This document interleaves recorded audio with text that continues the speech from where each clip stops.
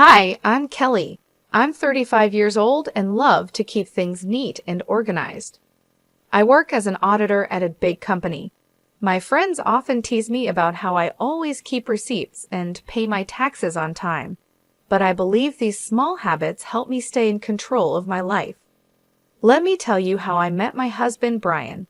We met at a party hosted by our mutual friend, Julie. I remember that evening well. I was drinking a glass of wine and chatting with some old college friends when Brian walked in. He was a bit older, with a confident walk and a charming smile. He worked as a manager at a food sales company. "Hey, I'm Brian. Mind if I join you?" he asked, holding a beer and looking directly at me. "Sure, I'm Kelly. Nice to meet you," I replied with a smile. We started talking, and I was surprised by how easy it was to chat with him. We discovered that we both loved hiking and had a shared passion for classic rock music.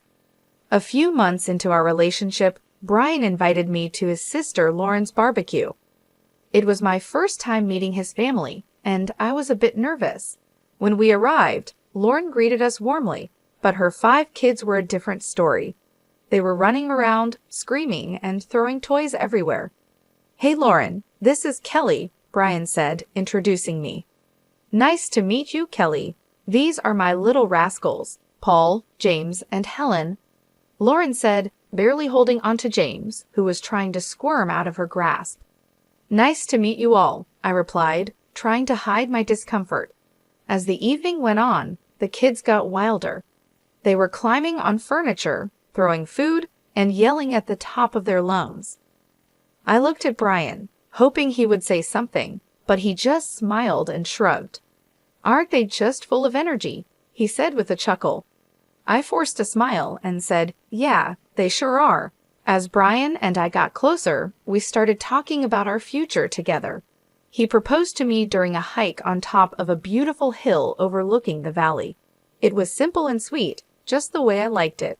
Our wedding was lovely, except for one little problem: Lauren's kids. They were running around, making a mess, and being loud.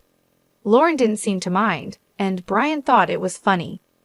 "Look at them, they're having so much fun," Brian said, laughing as he watched them spill drinks and toss food around. "Yeah, but they're also making a huge mess," I replied, trying to keep calm. "Oh, come on, Em, they're just kids. Let them enjoy," he said, shrugging it off. I didn't want to spoil our special day by arguing, so I let it go, hoping things would get better once we settled into our new life together. After we got married, Brian and I decided to buy a house. We had been living in a rented apartment, but we wanted a place of our own. I was really excited about this new chapter in our lives. One evening after work, Brian and I sat down to talk about our finances and how we would manage the costs for our new home.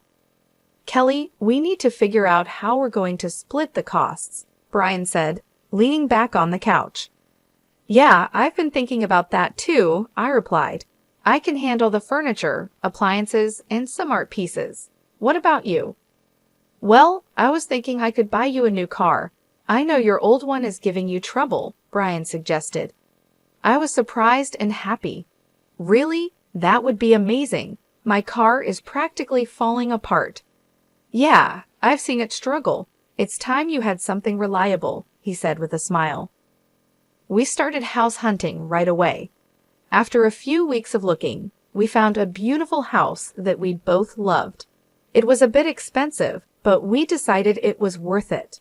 Moving in was a busy process, but I was excited about decorating our new home. I spent a lot of time picking out furniture and appliances, making sure everything was nice and stylish. One Sunday, Brian surprised me with a new car. It was a sleek, shiny sedan, and I was thrilled. "Brian, this is incredible. Thank you so much." I hugged him tightly and exclaimed, "Thank you so much, Brian. This means a lot to me." "You're welcome, Kelly. You deserve it," he said, looking proud of himself. As we settled into our new home, things seemed to be going well. We both enjoyed our jobs and loved coming home to our cozy house. But small things started to bother me. Brian's laid-back attitude, which I once found charming, was beginning to annoy me, especially when it came to household chores. Brian, can you help me with the dishes tonight? I asked one evening after dinner. I had a long day at work. Can't we just leave them for tomorrow? He replied, looking at me with pleading eyes. Brian, we can't keep putting things off. I'm tired too, but we need to keep this place clean, I insisted. Fine, I'll do it, he said with a heavy sigh as he got up from the couch. A few months into our marriage, I started worrying because I couldn't get pregnant. It was really stressing me out. I went to the doctor, and he told me to be patient, that it would happen when the time was right. Still, it was hard not to worry about it. Meanwhile, Brian's sister, Lauren, with her 5 kids, was visiting a lot. Lauren lived in a neighboring state, but you'd think she lived next door with how often she was around. Every time she came over, she'd unload all her problems with her husband on me. It was nonstop. During dinner, while we were trying to relax, she'd be at it, talking about her issues. Kelly, you won't believe what Richard did this time, Lauren would start, rolling her eyes. Lauren, can we talk about something else for once? I'd ask, trying to steer the conversation away from her marital drama. Oh, come on, Kelly, I need to vent. You're the only one who understands, she'd reply, not getting the hint at all. And her kids were a nightmare. As soon as they stepped into our house, it was like a circus. They'd run around, fighting with each other, throwing food, and just being loud. After a long week at work, all I wanted was some peace and quiet, but that was impossible with those kids around. Guys, can you calm down, please? I'd say, trying to keep my cool as they tore through the living room. Why are you always so uptight, Kelly? Lauren would snap at me whenever I tried to get her kids to behave. They're making a mess, Lauren. I just cleaned the house, I'd respond, feeling my patience wearing thin.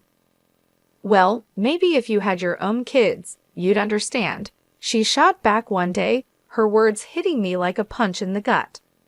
I was shocked by how insensitive she was, especially since she knew how hard I was trying to get pregnant. It felt like a slap in the face, and I couldn't believe Brian didn't say anything to defend me. Brian, are you going to let her talk to me like that?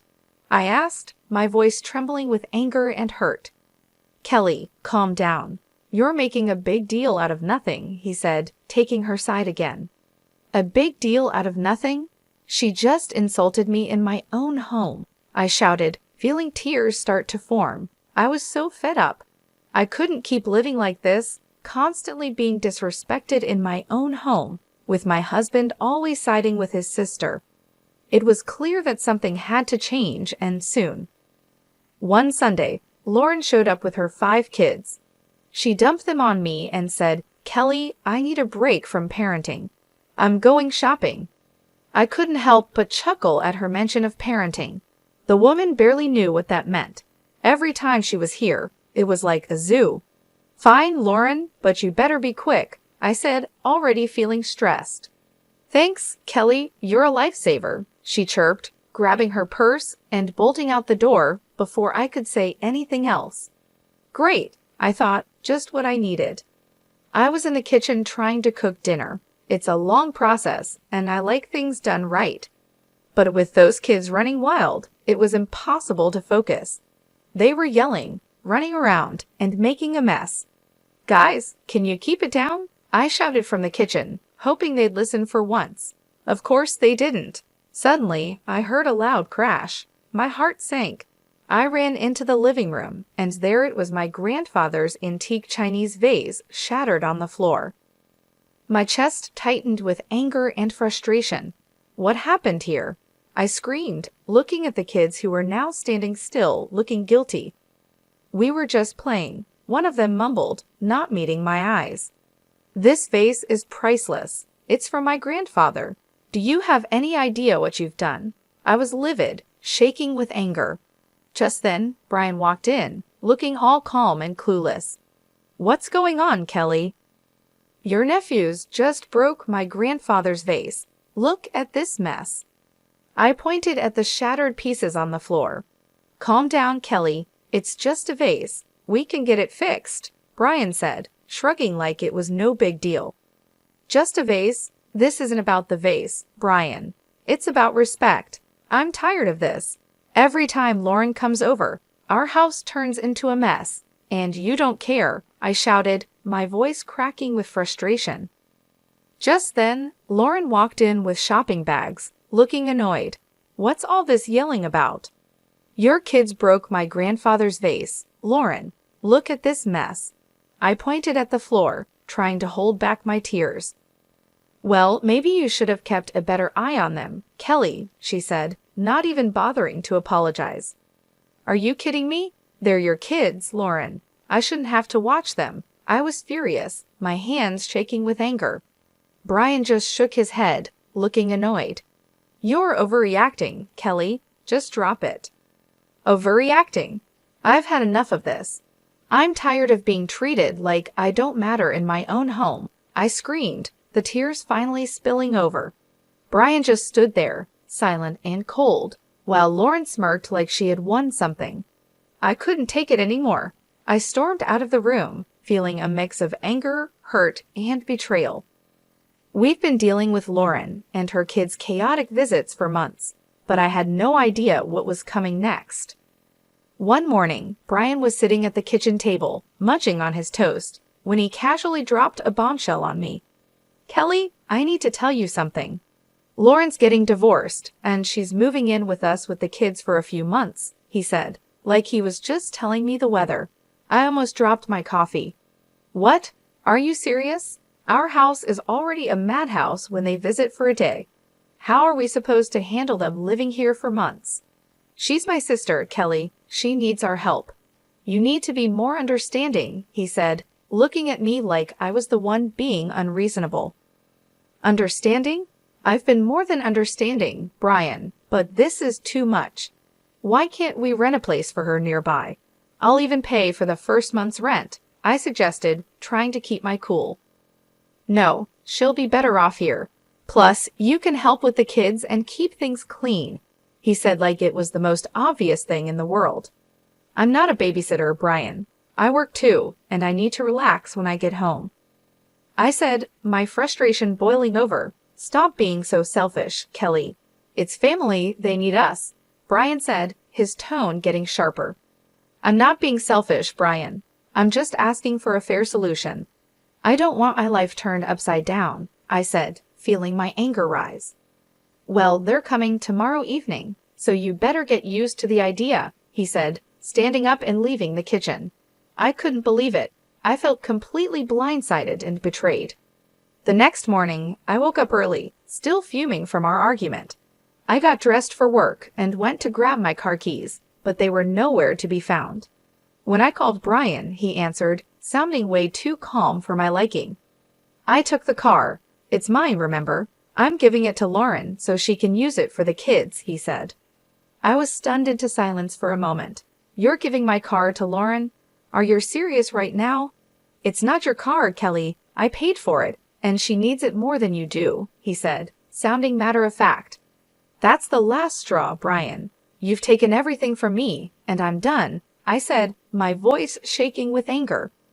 What are you talking about? Don't be dramatic, Kelly, he said, clearly not understanding.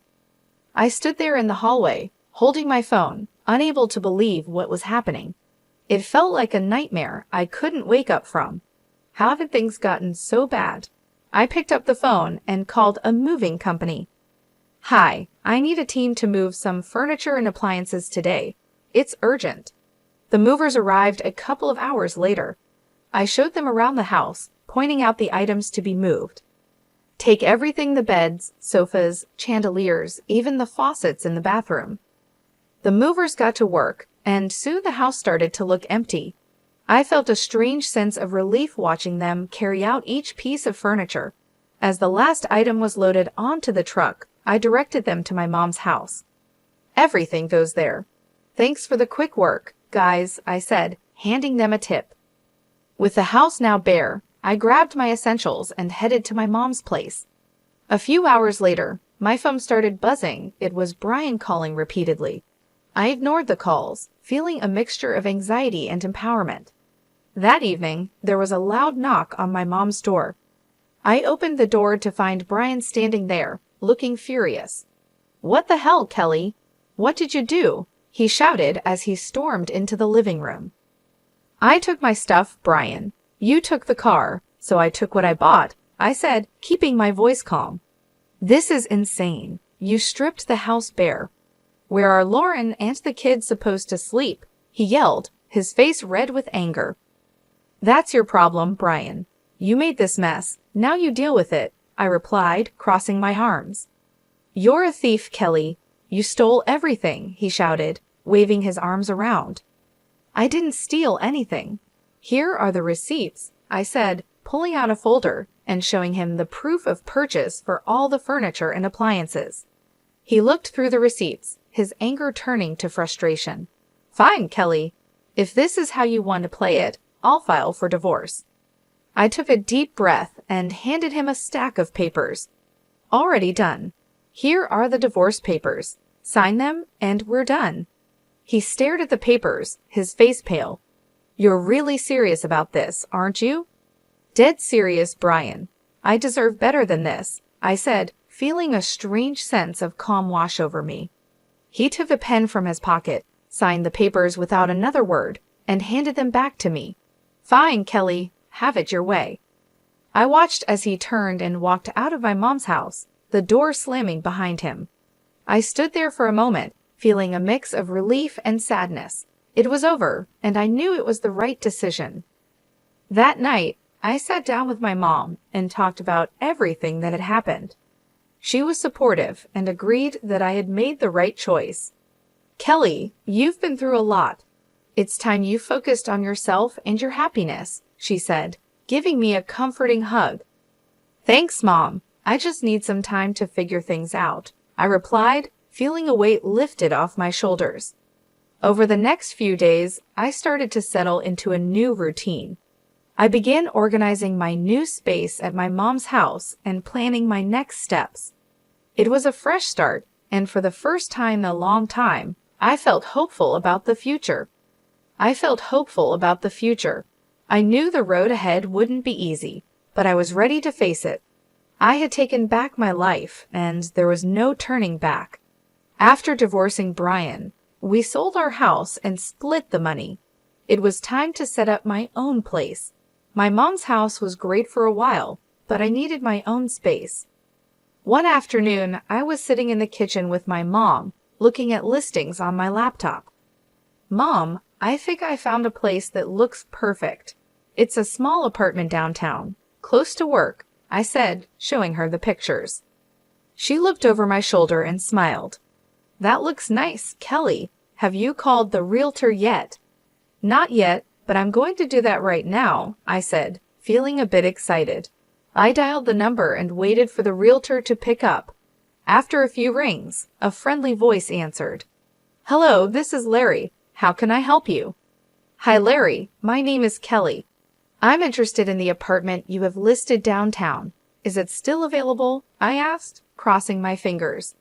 "Yes, it's still available. Would you like to schedule a viewing?" he replied, sounding hopeful. "Absolutely. How about tomorrow afternoon?" I suggested, trying to sound calm. "That works for me. I'll see you at 4 p.m., Larry said before we ended the call. The next day, I headed downtown to meet Larry and check out the apartment. When I arrived, he was waiting outside the building with a friendly smile on his face. "Hi, Kelly. Nice to meet you. Let me show you around," he said, shaking my hand. The apartment was small but cozy, just what I needed. It had a nice kitchen, a spacious living room, and a small balcony with a decent view of the city. "This place is perfect, Larry. I'll take it," I said, feeling a sense of relief. After signing the lease and getting the keys, I started planning my move. I wanted to make this new space my own a fresh start. I spent the next few days packing up my things at my mom's house and arranging for movers to help me with the big stuff. On moving day, my mom and a couple of close friends came over to help. As we loaded the last box into the moving truck, I felt a mix of excitement and nervousness about this new chapter in my life. "Kelly, this is going to be great for you. A fresh start is just what you need," my mom said, giving me a reassuring hug. "Thanks, Mom. I'm really looking forward to it, I replied, smiling. We drove to my new apartment, and with everyone's help, we had everything unloaded and set up in no time. As I looked around my new space, I felt a sense of accomplishment and excitement for what lay ahead. I looked around my new place and felt a sense of pride and peace. It was the start of a new chapter, and I was ready for it. That evening, I invited my mom and friends to stay for dinner to celebrate the move. We ordered pizza and sat on the floor, surrounded by boxes and laughter. Cheers to Kelly and her new place, my friend Julie said, raising her glass of soda. Thanks, guys. I really appreciate all your help and support, I said, feeling grateful. As the night went on, we talked and laughed, and for the first time in a long time, I felt truly happy and free. After the party, as I sat on my balcony looking out at the city lights, I thought about everything I had been through and how far I had come. I was proud of myself for taking control of my life and making the changes I needed. I heard from some mutual friends that Brian used his share of the money to buy a small apartment. Now he's living there with Lauren and her 5 kids. Brian's working 2 jobs to keep up with the bills while Lauren still isn't working. They're fighting all the time. One day, out of the blue, Brian called me. I was surprised to see his name pop up on my phone, but I decided to answer, curious about what he had to say. Hello, Brian. What's up? I answered, trying to keep my voice neutral. Kelly, please just hear me out, he started, sounding desperate. I know I messed up. I'm so sorry for everything. I didn't realize how hard it was for you with Lauren's kids. I couldn't help but laugh a little. Really, Brian? You're realizing this now, after all this time? Yeah, I know it's late, but I'm serious. I've been thinking a lot, and I miss you. I miss us. Can we start over? I'm ready to move into your apartment and make things right, he said, his voice almost pleading. I chuckled, shaking my head in disbelief. Brian, you've got to be kidding me. You think you can just waltz back into my life like nothing happened? Kelly, I'm serious. I'll do whatever it takes. I'll even take on more work to make it up to you, he said, sounding more desperate. Brian, I've moved on. I'm happy now. I'm not looking to go back to that mess, I replied firmly. Come on, Kelly. We can make it work this time. I've changed, he insisted. I sighed, feeling a mix of pity and frustration. Brian, it's over. You need to focus on your life and your family. I'm not interested in going back to that chaos, I said, trying to stay calm but firm. Kelly, please, I'm begging you, Brian said, his voice breaking with desperation. Brian, no. I found peace without you, and I'm not giving that up, I said, standing my ground. Take care, Brian. I hope you find your way. I hung up the phone, feeling a strange mix of relief and closure. It was clear that Brian was struggling, but I couldn't let his problems drag me back into a situation I had worked so hard to escape. Later that day, I met up with Julie for coffee and told her about the call. We sat in our favorite little cafe, the aroma of fresh coffee and baked goods filling the air. You won't believe who called me today, I said, rolling my eyes as I stirred my coffee. Who? Julie asked, raising an eyebrow and leaning in with curiosity. Brian. He actually begged me to take him back and let him move into my apartment, I said, shaking my head in disbelief. Julie burst out laughing, nearly spilling her coffee. Are you serious? What did you say? I told him no, of course. I'm not going back to that mess, I replied, smiling at the absurdity of the situation. We spent the rest of the afternoon chatting and laughing, and I realized just how far I had come since my life with Brian. I had built a new life for myself, one that was peaceful and fulfilling. I wasn't going to let anyone take that away from me. The cafe was a cozy spot, with warm lighting and soft music playing in the background, creating the perfect setting for our heart-to-heart conversation. As the sun began to set, casting a golden glow over the city, we decided to take a walk along the river. The cool breeze was refreshing, and the sound of water flowing gently against the banks added a calming effect to our stroll. I can't believe how much has changed in just a few months, I said, looking out over the water, the lights from the buildings reflecting off the surface like tiny stars. "You've come a long way, Kelly. I'm really proud of you," Julie said, giving me a supportive pat on the back. "You're stronger than you think you know." "Thanks, Julie. I feel like I've finally closed that chapter of my life," I said, a sense of relief washing over me as we continued to walk. "I'm ready to move forward with confidence and joy." The next few days were busy but fulfilling. I started to settle into a new routine and began organizing my new space at my mom's house. It felt good to have my own place again, even if it was temporary. My mom's house was warm and welcoming, and she was incredibly supportive during this transition period. I spent a lot of time decorating my room, making it feel like my own little sanctuary. I put up some of my favorite artwork, arranged my books on the shelves, and set up a cozy reading nook by the window. It was a space where I could relax and feel at peace, away from the chaos and stress of the past. One evening, as I was unpacking the last of my boxes, my mom came into the room with 2 cups of tea. "Thought you might need a break," she said, handing me a cup and sitting down on the edge of the bed. "Thanks, Mom. I appreciate it," I said, taking a sip of the warm tea. It was soothing, and the familiar taste brought a sense of comfort. "You've been through a lot, Kelly. It's time you focused on yourself and your happiness," she said, giving me a comforting hug. "You deserve it." "I just need some time to figure things out," I replied, feeling a weight lifted off my shoulders as I looked around my new space. Over the next few days, I continued to adjust to my new life. I started planning my next steps, looking into new opportunities and setting goals for the future. It felt like a fresh start, and for the first time in a long time, I was genuinely excited about what lay ahead. One afternoon, I decided to go for a walk in the nearby park. The weather was perfect, with a gentle breeze and clear blue skies. As I walked along the tree-lined paths, I thought about all the changes I had made and how far I had come. I felt a deep sense of satisfaction and peace, knowing that I was on the right path. I bumped into some old friends while walking and ended up spending the afternoon catching up with them. It was great to reconnect and share my experiences, and they were happy to see that I was doing well. We talked about old times, laughed about silly memories, and made plans to meet up more often. It was comforting to know that I had a strong support system and people who cared about me.